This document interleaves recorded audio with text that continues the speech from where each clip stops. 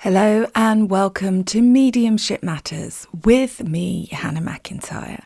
How are you doing? Hopefully better than me. I don't know what I'm going to call this podcast yet. It's either going to be expensive mistakes, or you can't always get what you want, or I don't know, scream crying into the abyss. I'm not even going to use the word interesting today, which is my go-to adjective. I'm going to say it's a shitty time. And I am sulking. And it's really interesting. So I've had a time recently that has cost me a lot of money. And that money was earned by working really bloody hard. So it's mid-October and I know I haven't had a wasted year, but the poor me aspect that is having quite a voice at the moment certainly does feel like I've had a wasted year. So I'm processing all of that. Where do I want to start with this? I'm having to cancel my night in London. I was just weirdly on a dog walk and randomly was scrolling up and down for an old podcast to listen to, and clicked on an old one, and I was talking about how I had tried to do the London event that would have been in March 7 months ago, and that the venue wasn't getting back to me, and so I had decided to cancel them and then instantly found the right venue. Well, I can tell you as of today, with that event supposed to be in a few weeks' time, I'm going to have to postpone it because I've sold 30 tickets. And I've sold 30 tickets with over £300 spent in Facebook advertising. So it's just not meant to be at this time. Which makes me wonder,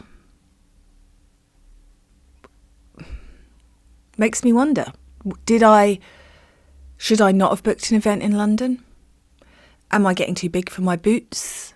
Is this a spiritual slap to get me to be realistic? Is this a lesson? Is this a lesson that I'm too big for my boots, or that I shouldn't be trying to do an event in London or something like this? Or is it a reflection of what is going on with society? Because everybody I'm talking to is saying people are not booking things. People are not going out as much. They're not committing to stuff. And it's weird because, I go out into restaurants and coffee shops and they're rammed and full of people. You go into a town centre and it is swarmed with people. But there does seem to be less people booking events, or some types of events, or spiritual events. And I don't know if this is because there is now more of us, more people offering spiritual things, and so there's more choice. So there is, I don't know. But it's interesting. And I'm feeling a bit bruised and battered because I've just had the weirdest weekend, which I'm going to talk through with you now. So I've got that thing with the London event sort of percolating away in the background, and I kept hoping it was going to get better and get more viable, and it's just not happening. So I'm having to surrender to that. Yeah, and if I lose my money on that event, it's going to cost me over £3,000, which then leads me in to the other costs that I've had now, where I have lost lots of money, which would be the Mind, Body, Soul event that I just did in Alexandra Palace. And this is the interesting thing here. Let me tell you a story. So I am trying to work out where and how to advertise. And I really have had some challenging experiences with that this year because, as we know, social media, I started off this year thinking it was restrictive with no idea of what Facebook was going to bring. And it is just gone crazy. It's just insane now. The greed. Why wasn't a little bit of money okay for them? The greed of it has just ruined the entire platform. But because the platform's been ruined, I don't know where we're supposed to go or what we're supposed to do. And so, where was I going with this? This just shows the state of mind that I'm in at the moment. So, right. Facebook advertising getting more and more and more and more and more expensive. I heard Tuka Suleiman being interviewed on a podcast my husband was listening to, and he was saying for low cost items, there is just no point advertising on Facebook now because it costs so much per click. So we know that that's going on. I've mentioned that before. I like to be really transparent with it because of the slightly positive mindset community that we find ourselves in. They're never real.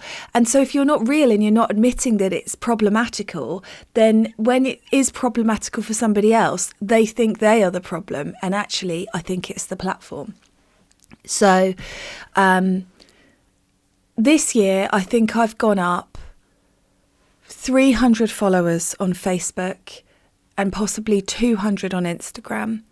And that has been with working incredibly hard, paying for adverts and creating loads of content. And that has been my reward in that. Just really, really hard. But the problem is when you're trying to get a book published, as I am, all of the publishing houses and the agents want you to have a big following. They haven't caught up yet. So they are not looking at engagement because I'm looking at people with engagement way beyond mine, but the number of likes and comments they're getting on their posts is comparable. So engagement wise, I'm not doing badly, but in followers wise, it's not moving the way that it should be. And I don't know what to do about that. I just don't know what to do. I've tried, I've spent money on it, and then we get Facebook and Meta have just done this entire prolific removal of posts. And I may have mentioned this on the podcast already. I can't remember. Apologies if I have. But they have decided that the hosting site that hosts my school and all of my online courses is a cybersecurity risk. And that's what they're saying. That's their official line. It's not.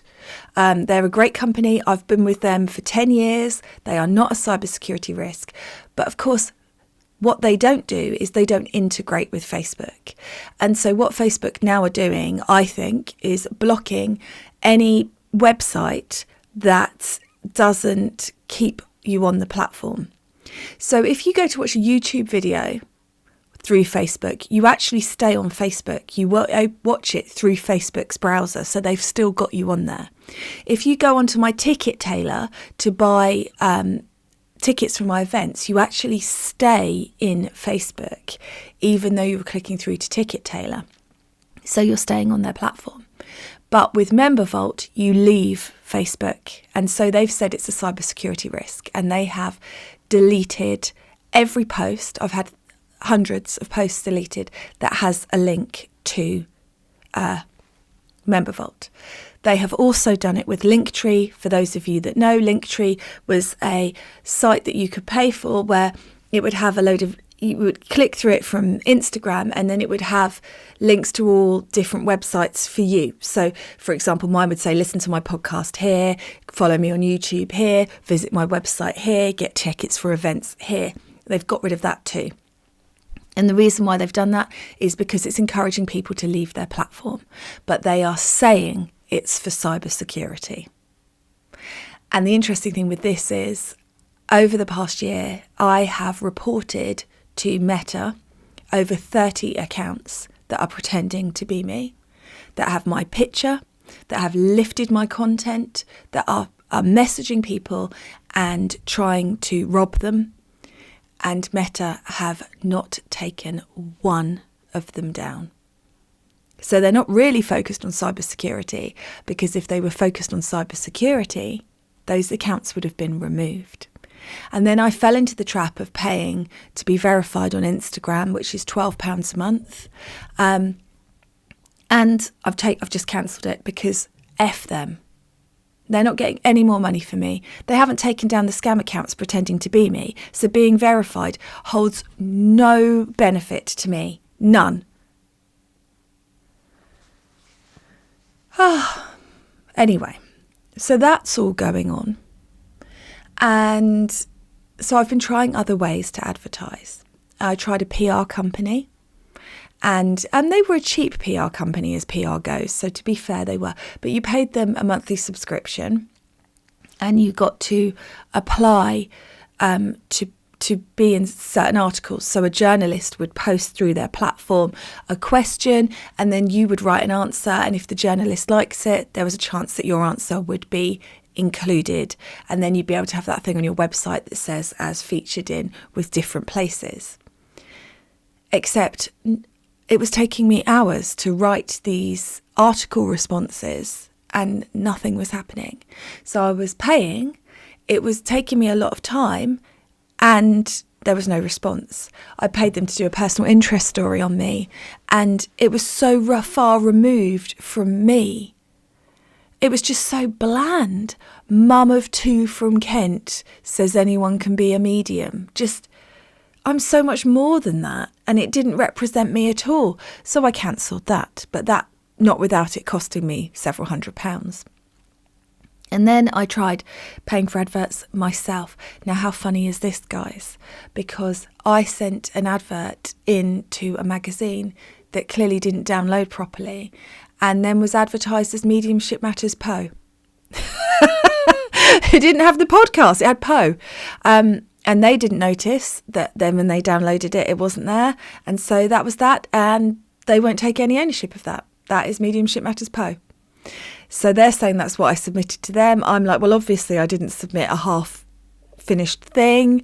And there we go. That's that. So that's that out there. That was £400. And then we get to the Mind Body Spirit Fair. So this is what's so interesting about this, is this was so aligned for me. So I saw it. I saw their footfalls, 15,000 people. And it was, I don't know, £1,700 for a stand, something like that. And I thought, maybe I should do that. That'll get me in front of a lot of people. And then I contacted them, and they said, well, if you book with us, we'll give you one of our guest speaker opportunities. And I thought, oh, now that's good. That's really exciting. And it just so happened that I was free that weekend, which is like unheard of. So I was like, this is so aligned, amazing. So I paid the money, and of course, VAT was on top. So then there was that cost. And then there was a cost for electricity. And then there was a cost for the internet. And then I had to pay to stay. And it was all just getting very expensive. But once you've committed, what can you do? I'm probably naive. I haven't done expos before. I didn't know that you would pay for a stand and not be able to use the internet. I didn't know that you would pay £2,000 for a stand and not have electricity and need to pay several £100s for that. So more fool me. You doofus. Probably should have known better. This is my naivety. I know better now, so I'm sharing it with you guys so you know. But still, very excited to be there. And then all the printing, all the leaflets, I had pens made, excited to be there. And they gave me another opportunity to speak because they had a free slot and offered me to run a self-healing workshop. So I was like, wow, this is amazing. Then the problems start. So the week before we're due to go, Amanda, who's helping me there, is having an absolute freaking nightmare getting the time off work.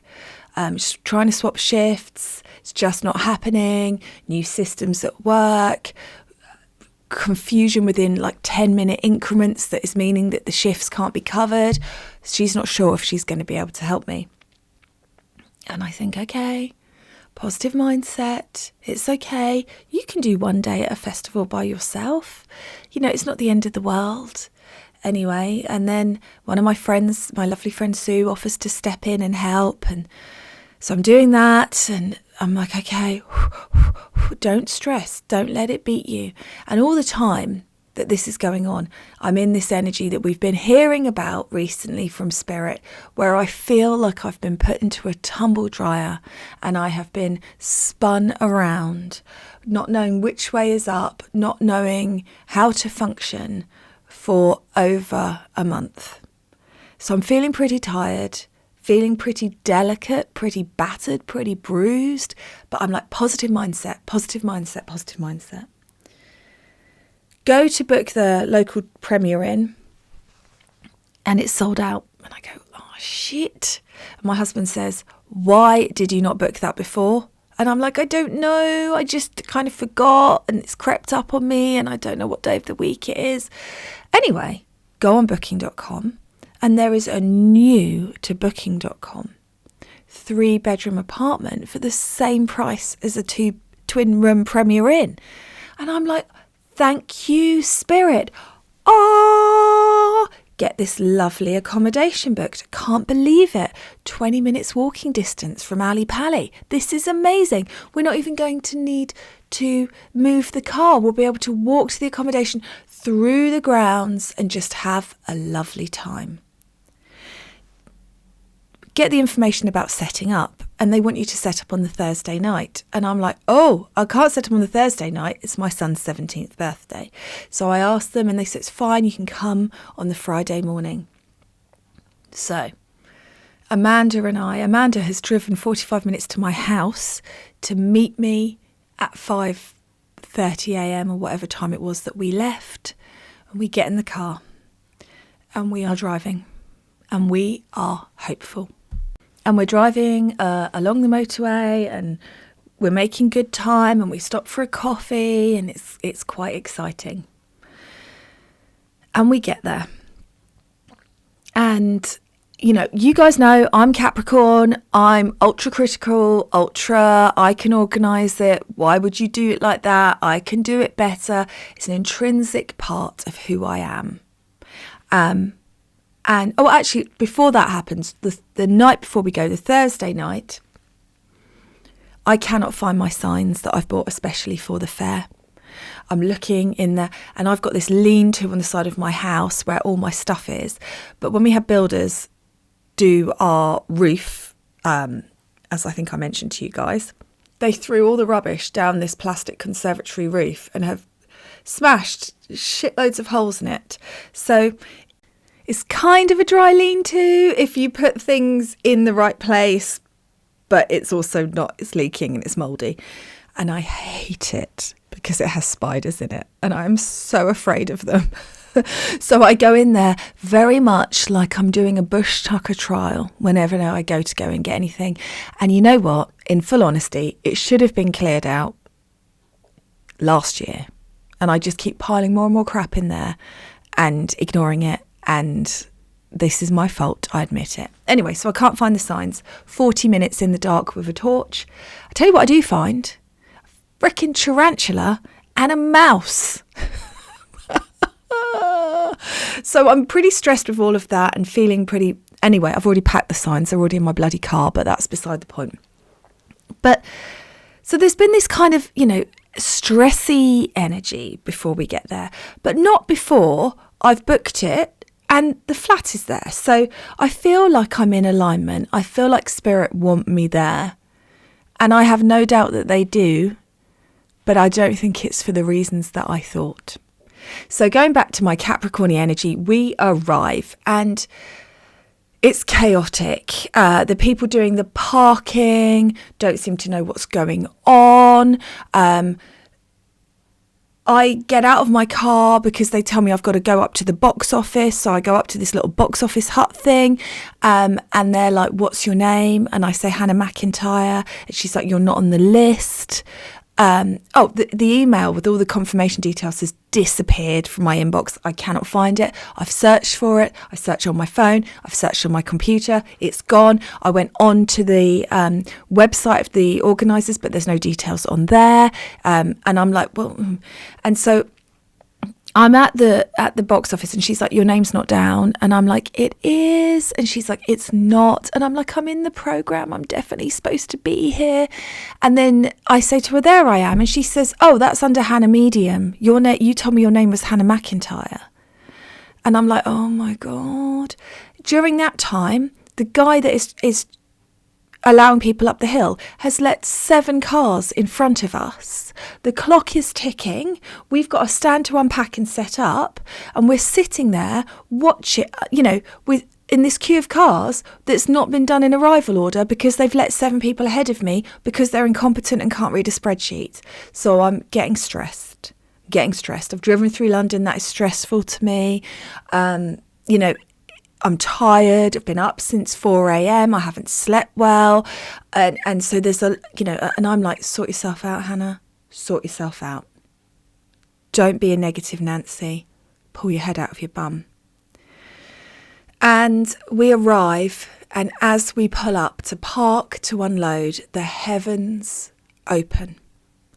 It's like someone's spraying a hose on us. It's not a little bit of rain. So I go in, there's no one greeting anybody. You don't know where you're supposed to go. I go over to my stand. The chairs that I had to pay for. That's the other thing. You have to pay for a table, pay for chairs. The chairs that I've had to pay for aren't there. There's no details for the internet. There's no plug. And I'm like, where is all the stuff that I paid for, all of the extra add-ons?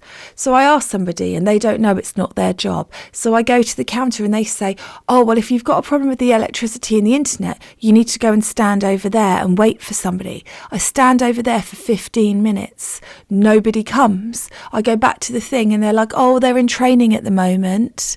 And I'm like, but I've just stood where you told me to for 15 minutes. The show opens in 45 minutes. I haven't got internet access. I haven't got power. And then these guys walk by and we're like, we need power. And they're like, well, did you pay for power? And we're like, yes, we paid for power. And they went, oh, well, then you should have it. And it turns out we were missed off the list. And then I have to find somebody else about the chairs. And it turns out that the chairs have been taken by another stall holder and that they were there, but they're not there anymore. And now they're going to have to try and find me some. And if I'd arrived on Thursday, it would be okay. But because I arrived today, it's going to be a problem. So I'm already in that. Then the internet, you have to go to another place. And I still haven't actually seen the organisers.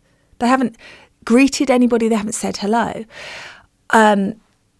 Nobody knows what they're doing. In the rules and regulations for the event, you had to wear high vis.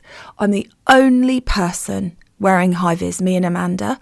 Everybody else is wearing normal clothes. Because of that, I get stopped every 30 seconds by other stall holders saying, where am I supposed to go? What am I supposed to do? And I have to keep going, I don't know. I'm not working this event. And they go, well, you're wearing a high vis. And I'm like, yes, if you'd read the instructions, you would know that you were supposed to be wearing one too.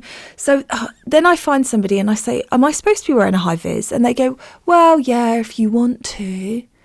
And I'm like, well, I'm taking it off then because I'm just getting all of these, because everybody is confused. Nobody knows what's happening.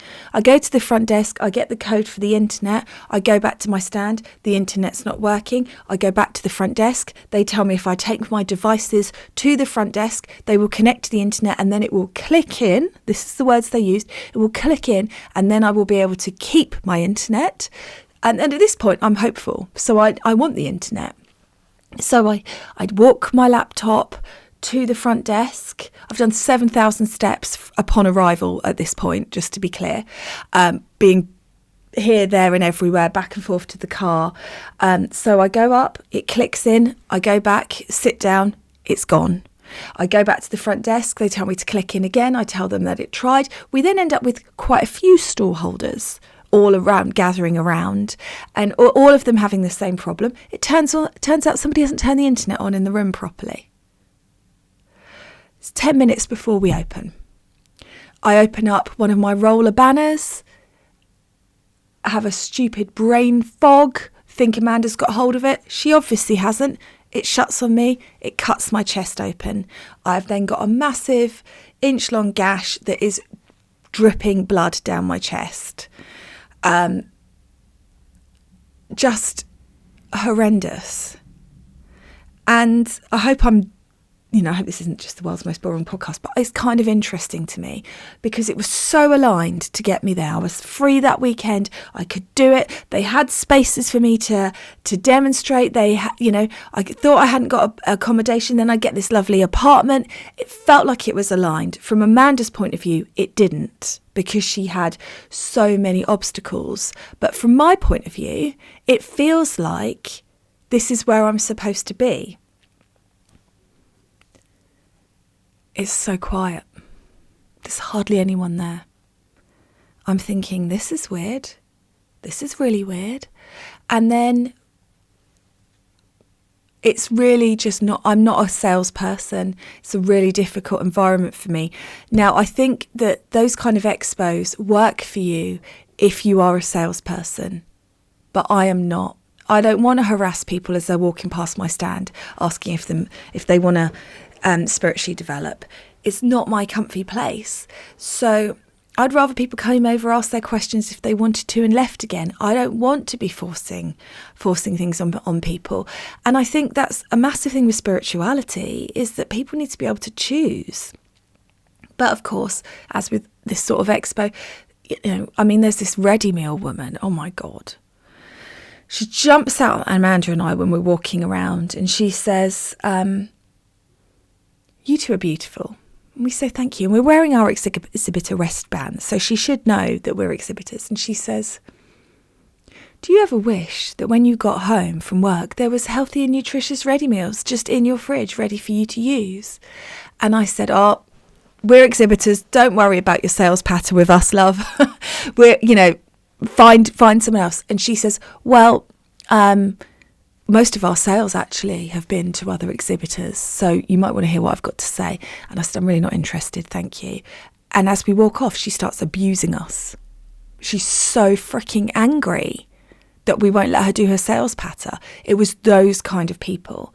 And that to me is so far removed from my expectation of a spiritual event that I can't quite, and this just remains the whole time. There's loads of charities jumping out at you going, do you care about cats? Do you care about the woodland? Everywhere you go, there's somebody going, do you want to try a spray of this? Do you want to try a bit of that? Like, why would you pay £20 to walk into a venue when you are just going to get harassed? And then maybe that is why, because all the stallholders, well, no, it depends. Actually, not all the stallholders. Some of the stallholders are being very much in that kind of gaslighty energy that people are in. Everything's brilliant. It's amazing. I'm having the best time. And then some of them are being honest up front and going, this is really quiet. This is not what I expected. And then some who would do the initial, it's brilliant. When you go, oh, is it for you? Because we're having a terrible time. They go, oh no, this is the worst it's ever been. I've never been to such a bad event. But it's like they don't feel like they're allowed to say it until you say it first, which is interesting, isn't it? So it's just really quiet. There's two beautiful, scenty. I've got a lady on one side who's doing like vegan soaps and body oils and stuff like that. A lady on the other side who's doing homemade scents. They are beautiful stands. They are not doing very many sales.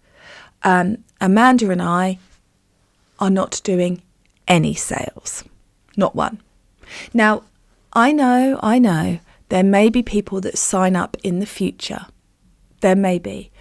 But at this point, everyone is just harassed. We're in this hall, there's no air, it's boiling hot. And then I realised that the speaking opportunities are open, so that in the hall that I'm in, there's two halls. There was the yoga show, which had the better hall, that had more natural light, more air circulating. And then we were in like the poor relation area, which was low ceilinged, stuffy. There are in the poor relation area, there are 3 event spaces, all open plan, all with microphones. So we're in the centre of that point, and it is a lot. So the event space to the right of us has microphone issues the entire time we are there. So there's this every now and again, like ear-splittingly painful noises. The poor woman who starts first, I don't think she had a lot of public speaking experience, but she has to start her entire talk again. She's got 4 people in the audience for a free talk. It's awkward. And then you've got sort of someone doing like chakra dance or something else, and it's noisy. Then you've got 2 people with microphones talking, this echoey noise, fake light. It's just not what I expected. And actually, in honesty, this is unique to me, but I can't handle that kind of atmosphere. I can't do it. I felt like I was going insane.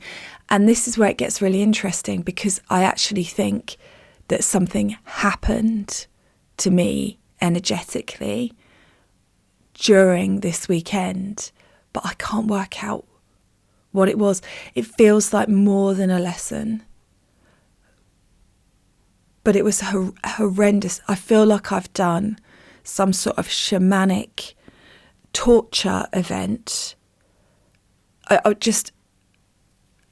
It's just such a lot. So I go to the area to do my self-healing. You have to be there 15 minutes before. And there's this sort of disinterested girl on her phone.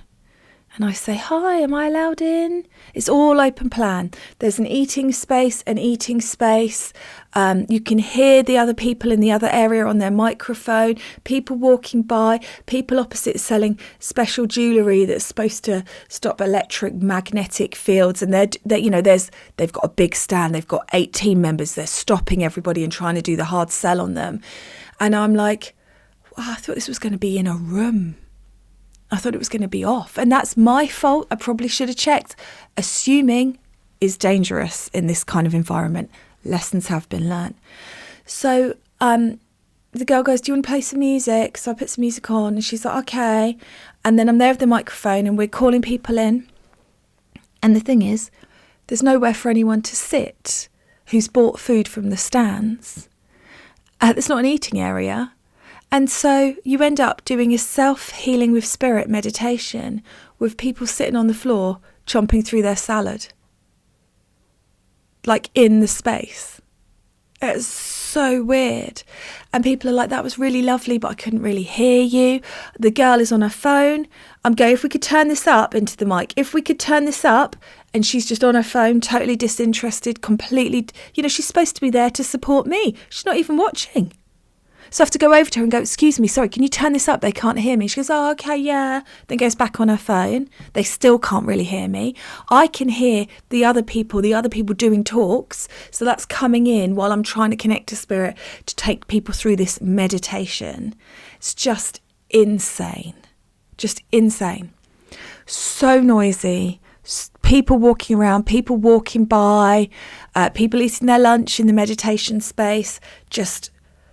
It's just not for me. And we get through the day. Now, arguably, maybe Amanda and I could have done sales if we were the kind of people that wants to approach people and say, "Sign up today, do this, do that." But we're just not those people. It's not that space for me. I will happily talk to anyone about any of it, but I don't want to force anybody. I don't want people to join the school that don't want to be there. Like, who does that serve? Who does that help? I don't get it. So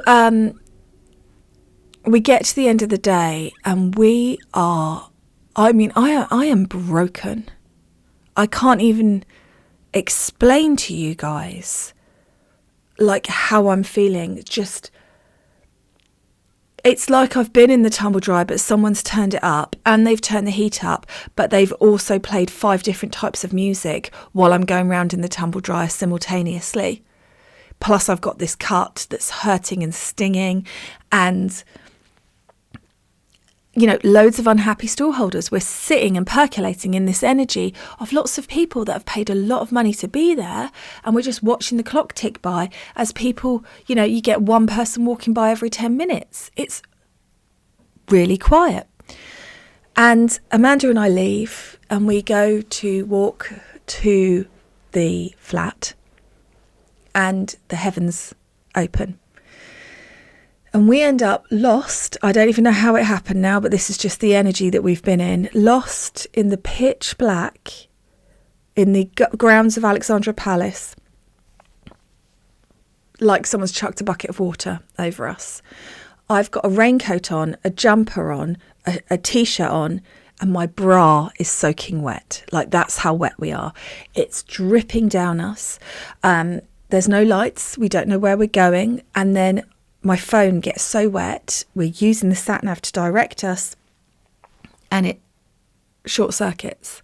It starts doing like emergency SOS calls and all sorts of stuff. So I just say to Amanda, okay, let's go back to the car. We go back to the car. We're soaking, we're like dripping. It's so wet that our belongings inside our suitcases are wet. Like, that's how bad it is. And we get into the car. Obviously, the sat-nav won't work because the phone's too wet. So we have to try and sort that out. Amanda manages to get something functioning on her phone. But we can't plug it in because it's doing that thing where it's saying the phone is too wet to be plugged in. So we're driving through London with, pouring rain, pitch black, area we don't know, trying to follow this sat-nav. We managed to get to the accommodation. The guy has said, ring me when you get there, I'll give you the code for the door. We ring him. He's supposed to be able to remote open it, but he's gone out, even though I told him what time we were arriving. And he's driving his car and he's got no signal, so he can't get in. All this time, the rain is just pouring on us. It's like somebody's got a hose and is just holding it over our heads. We're on the doorstep for ages. We finally get into the accommodation. We get upstairs. I'm physically shaking. Want to cry. We've been there the whole day for nothing. It's freezing, it's cold, it's wet, it's damp. And we're still trying to get, put our best foot forward, trying to be positive. It's a area where you can only park with a parking permit. So we know that we've got to be up early. We have to drive the car to Alexandra Palace. Luckily, the following day it's sunny. We have to get up early, drive it to Alexandra Palace, park it, and then walk back to the accommodation, get ready for the day, and then walk back to Alexandra Palace. It's a lot.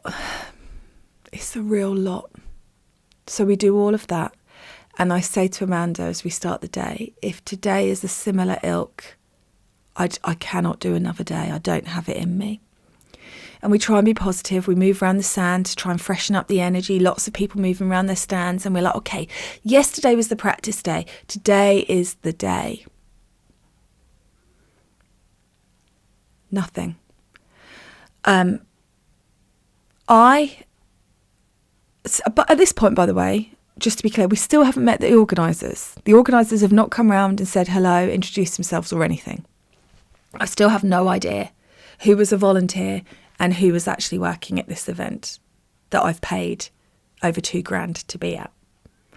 And then it's time for my demonstration and I'm like, oh my God, because it is so noisy. And shout out to anybody that ever got really drunk and made loads of noise or was really disruptive in one of my demonstrations. Shout out to the men in Maidstone that were banging on the door and leering and shouting and taking the piss when I demonstrated, because you guys made me stronger. And I needed to be stronger because it was an open space. Now, this time I did have an assistant who was interested, who got me mic'd up, who paid attention, who watched the actual event, who who made sure the sound was okay and adjusted it. And kudos to me, because I managed to demonstrate whilst feeling like I was going around in a tumble dryer with all that noise happening. And I had a good gang of people watching it. So I have proved to myself, and my mediumship was good. It was really good. Every spirit was taken. Evidence was good. It was specific. I'm really proud of myself. But Jesus Christ, I cannot believe I worked in that energy. So, yeah. And we did the demonstration. We went back to our stand. People came over to tell me how good it was, how they'd never really believed in mediumship, and it was really amazing to watch. But we still sold no tickets to Holborn, and we got people taking flyers, but nothing as yet. And even if I get 20 sign-ups for the school, it's still not worth it. It's not worth it financially, and it's not worth it to the cost for me. And we got to the end of the day on Saturday, and I just said, I want to go home. I don't want to be here. So we packed up the stand and we left a day early. And yeah, that could have been a mistake, because on the Sunday we might have done our best sales yet, but I could not do it. It's just not a space for me. I've never been so homesick in my life. Just wanted to be at home. Just felt like I wanted to retreat into a tiny little cave. And so now today, I'm here. I'm recording this on Monday, so I came back a day early. So I had yesterday at home, trying to work out what it was all for. Was this a lesson I just created for myself? Is this just me starting to understand that times are changing? One of the ladies next to me said that her friend was in the main hall, so the nicer hall, and they took in sales £100 that day. So people aren't spending. People weren't really attending. I mean, there were people there, but there weren't lots of people there. It wasn't busy. Sally Morgan was doing a demonstration on the Saturday night, and at 3:00 on the Saturday afternoon, they still had tickets available. So it wasn't just me. And so this leads us to sort of talk about really and look at what is going on. And I wanted to talk about it on the podcast because I don't think I'm the only person that's experiencing this. And so there's loads of us out there trying to do work for spirit and feeling like perhaps we're getting something wrong somehow, or we're not doing it right, or we're not in alignment. And I don't think it's that. I think that there is something energetically going on with humanity. And that is impacting the way that these things work. And I think it's actually a good thing ultimately, but it does mean, as those of us that have businesses and livelihoods tied to things like this, we're going to have to look at alternatives or make different choices, because it's just not there. I'm not getting the same bums on seats for audiences I was getting. When I was listening to the old podcast today, I say, I'm reflecting back on what I've learnt in 2022. And I'm saying, we'll see what next year brings. I'm going to do less events, so I obviously will have a bigger footfall. And I haven't had a bigger footfall. So there's definitely something happening. And I don't personally feel, maybe I'm in denial, but I don't feel like it's just me. I feel like it's happening to all of us. And I wanted to talk about it because I think it's important to talk about. But I also want to say to you guys, do your due diligence on things. Because when I look now at the Mind, Body, Spirit Facebook page, they hadn't posted anything on their page since the 4th of October that I could see.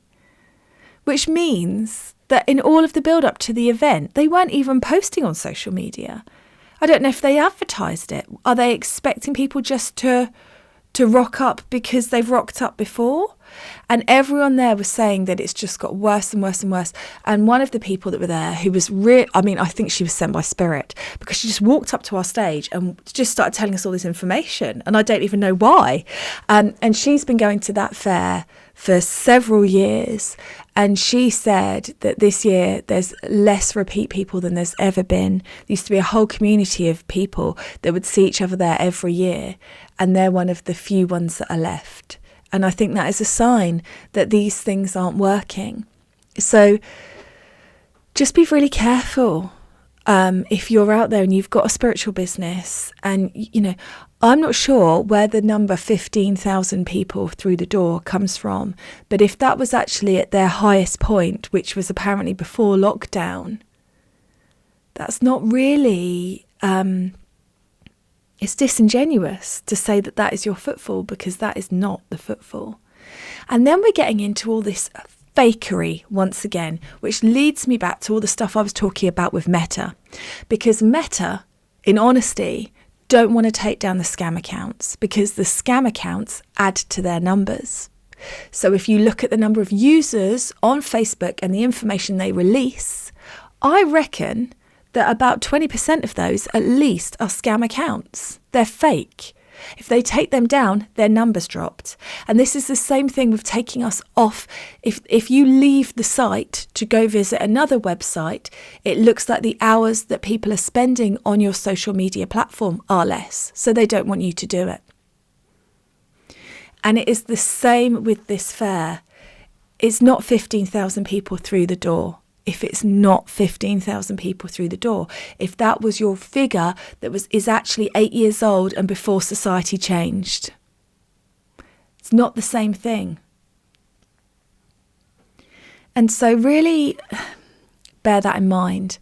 And, I know that Spirit wanted me there. I know that Spirit were trying to tell Amanda not to go, certainly on the Friday. And I feel for her because she came for me.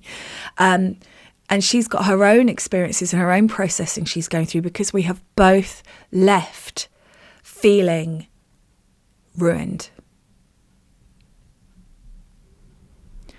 I'm aware of how strong I am.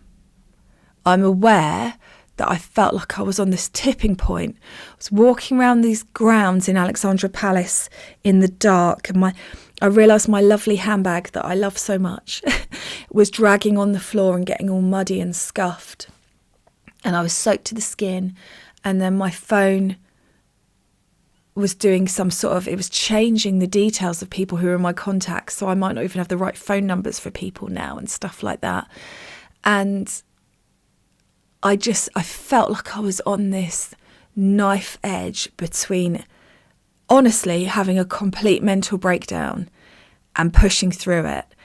And somehow I managed to stay on the right side of that. But I can't quite work out what I feel like all the lessons were, why they wanted me there. Did they want me there just so I would realise that actually at this time, from a business advertising point of view, there is nothing you can do. So don't even bother. Is that what they wanted me there for? Could they not have taught me that in a less expensive way? Because when I sit and I think how many readings and how hard I've worked to earn the money to pay for that event, I could cry. I've not made a profit this year again, and I've busted a gut and I've worked so hard.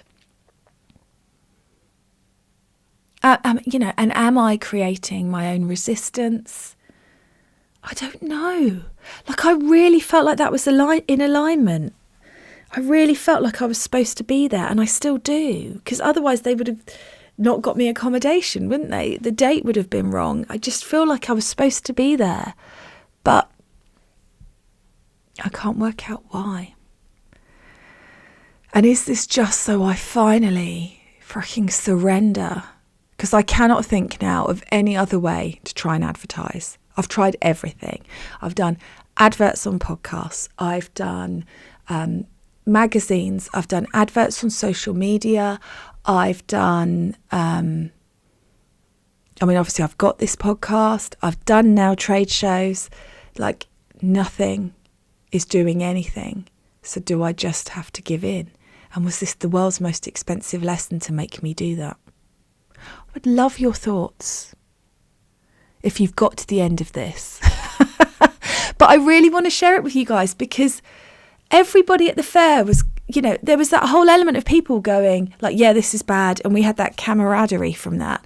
But then there were also people that were like, yeah, this is really great. And then when you go, is it? They'd go, no, it's terrible. Like, we need to start being honest. If it's not working, be honest about it. Say it. Share where you're at.